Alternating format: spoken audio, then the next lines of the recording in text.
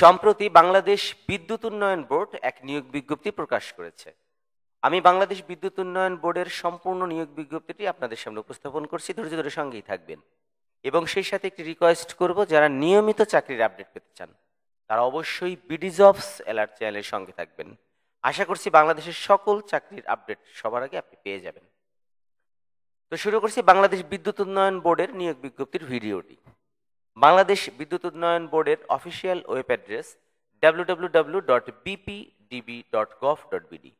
নিয়োগ বিজ্ঞপ্তিটি ইস্যু হয়েছে ৫ অক্টোবর ২০২৫ তারিখে।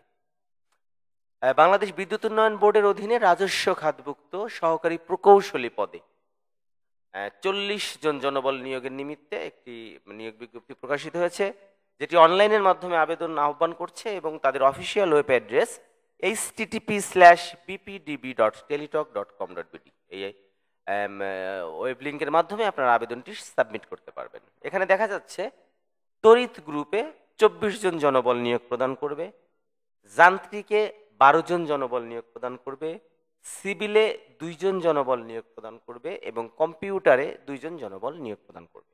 এই সর্বমোট ৪০ জন জনবল নিয়োগ প্রদান করবে। আপনারা দেখতে পাচ্ছেন শিক্ষাগত যোগ্যতা এখানে সুন্দর করে দেওয়া আছে। আপনারা ভিডিও পোস্ট করে সুন্দর করে দেখে নিতে পারেন যে আপনার কাঙ্ক্ষিত পদে আবেদন করতে আপনার শিক্ষাগত যোগ্যতা এখানে উল্লেখ আছে কিনা বা আপনি করতে পারছেন কিনা।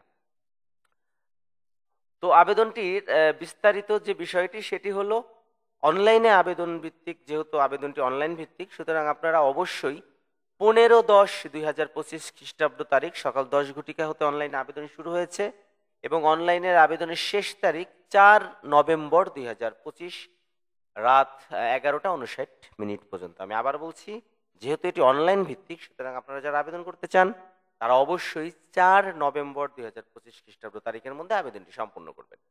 আর অনলাইনে আবেদন করতে কি কি বিষয় প্রয়োজন আমি আমার ভিডিও ডিসক্রিপশন বক্সে দিয়ে দিয়েছি, আপনারা চাইলে খুব সহজে সেখান থেকে দেখে আবেদনটি সম্পূর্ণ করতে পারেন। অনলাইনে আবেদন করার পর অনধিক ৭২ ঘন্টার মধ্যে প্রার্থীকে অবশ্যই ২২৩ টাকা টেলিটকে ফি প্রদানের মাধ্যমে আবেদনটি সম্পূর্ণ করতে হবে।